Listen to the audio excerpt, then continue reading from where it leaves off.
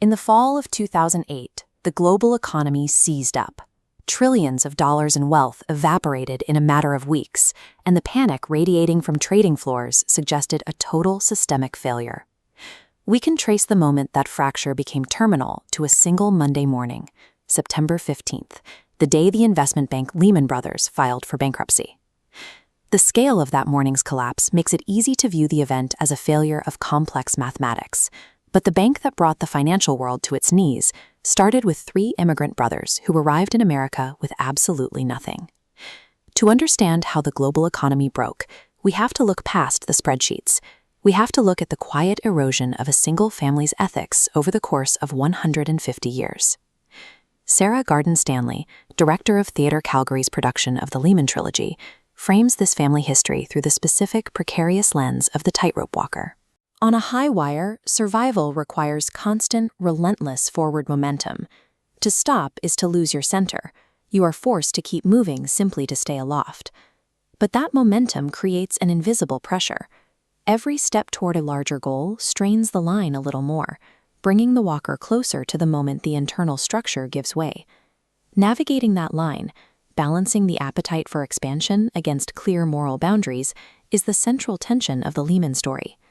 When Henry, Emanuel, and Mayer Lehman arrived in the mid-19th century, they had no capital to invest and no network of contacts to leverage. They built their initial wealth by trading in physical realities. Their first business model relied on buying and selling tangible commodities, like cotton, coffee, and grain. This era of capitalism was deeply tactile. It required manual labor, physical storage, and direct interaction with the people producing goods from the earth. Because their profits were tied to physical goods, their success depended entirely on deep collaboration and the trust shared between the 3 brothers. These grounded, collaborative values defined the family's early phase in America, long before the demands of massive scale began to change their approach. Eventually, the firm hit a ceiling on how much physical material they could logically move. To keep growing, they stopped trading goods you could touch and pivoted to trading abstract capital. They moved away from the fields and into the rigid, crowded halls of institutional finance, where the scale of the trade grew exponentially. This pivot relies on financialization, the shift from creating value through tangible goods to generating profits simply by moving money and debt. This chart shows the danger. While physical assets track steadily along the bottom, notice the jagged line representing abstract debt shooting toward the top. When debt grows faster than physical reality, they are betting on projections, prioritizing growth over their founding transparency.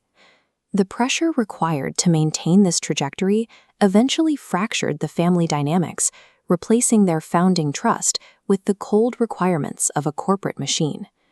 As the firm's profits soared on paper, the human cost of these complex financial maneuvers mounted quietly in the background.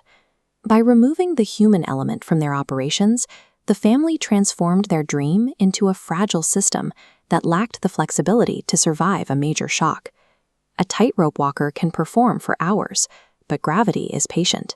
It eventually claims those who lose their balance. After a century of moving further away from the tangible world, the internal logic of the firm gave out. When the collapse arrived, the fallout impacted families and individuals across the globe who had no part in the firm's boardroom decisions.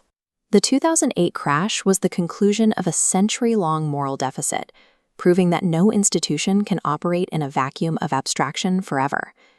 Theatre Calgary and Arts Commons chose to revisit this history because the stage allows us to look past the numbers. Artistic director Stafford Arima notes that live performance strips away the corporate facade, revealing the human faces behind massive economic shifts.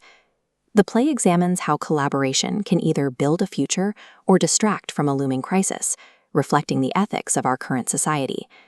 Ultimately, the Lehman Trilogy forces us to examine our own ambitions, warning that growth without a human anchor carries a price that eventually has to be paid.